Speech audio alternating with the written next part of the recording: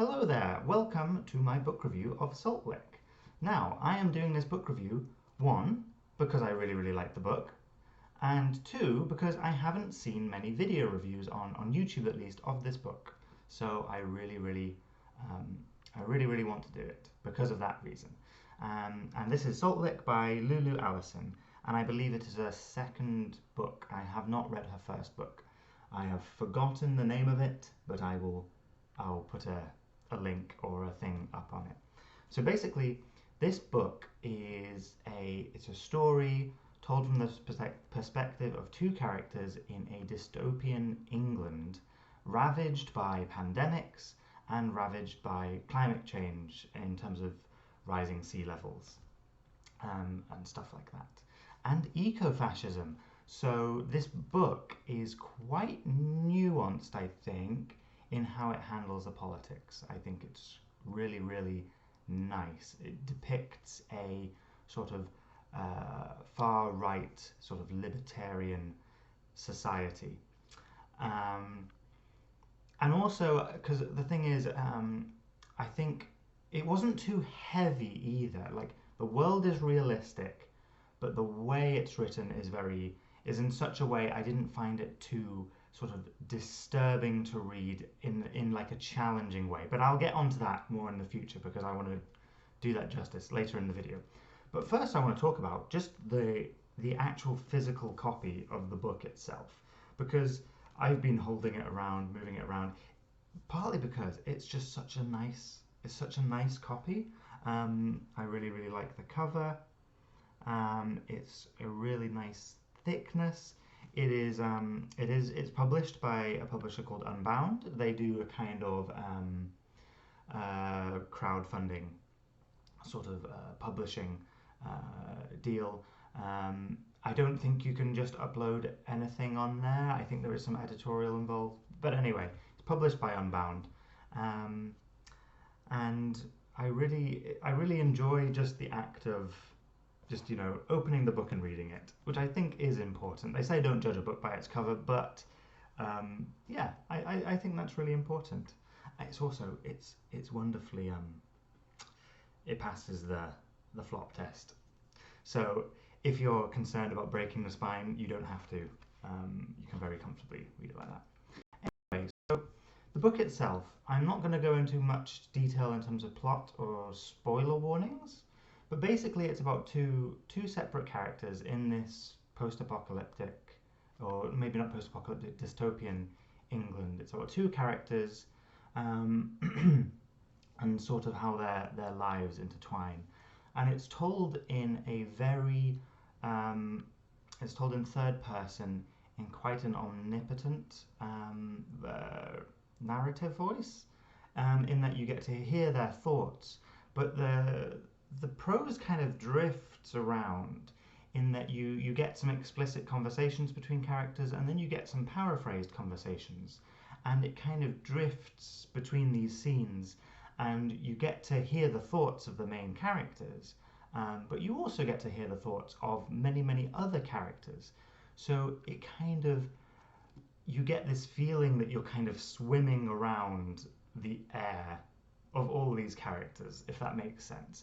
And that's what I was referring to earlier, in that it tackles some topics that are quite uncomfortable, very uncomfortable, and I think it does it in a very good way. It doesn't sugarcoat anything, but because of how the narration drifts through and describes stuff, it's not, I didn't find it too heavy, which I think is perfect, because I think you kind of want to, well, it depends, but I think this book does a really great job in finding a balance between tackling a subject which is challenging for many readers to delve into, without just being, super visceral in a way that will make them too uncomfortable.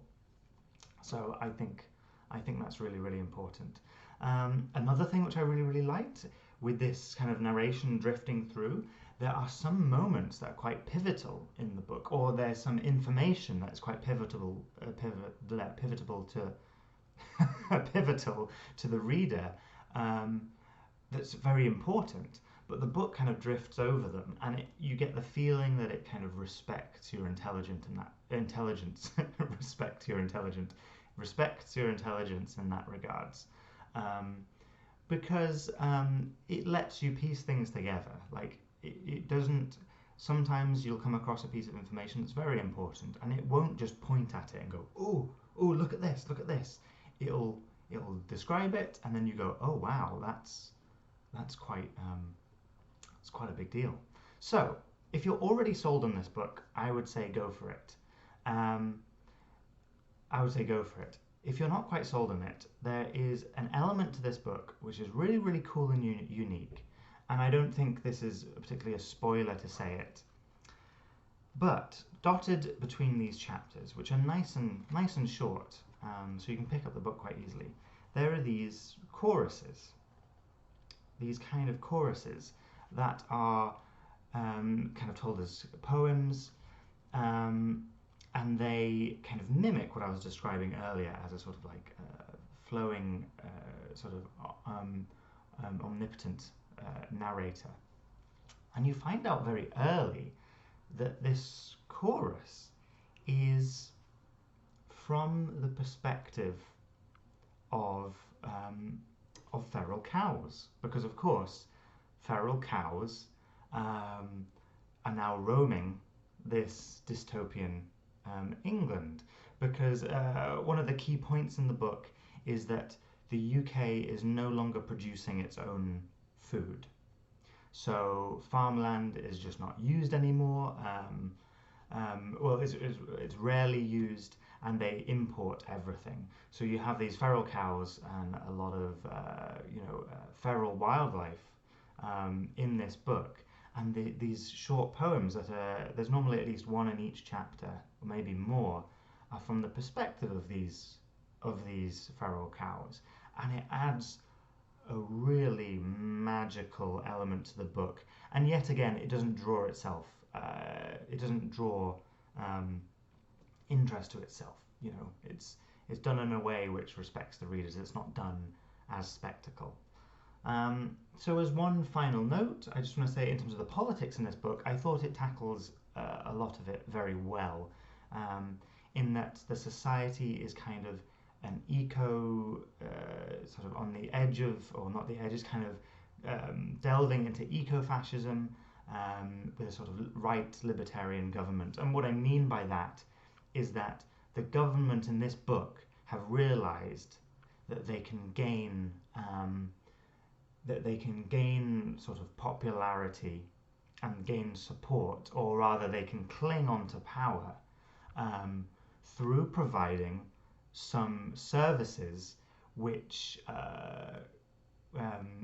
is often more associated to the left. So things like transport, things like trains, sort of good train lines, and sort of green energy. So the government has sort of embraced green energy, but it is for the sake of clinging on to power. You know, they it's not saying that green energy is is a bad thing at all. It's saying that in this dystopian society, they've had to cling on to stuff like this to stay relevant. And I won't go into much more detail, but I thought that was done really, really well.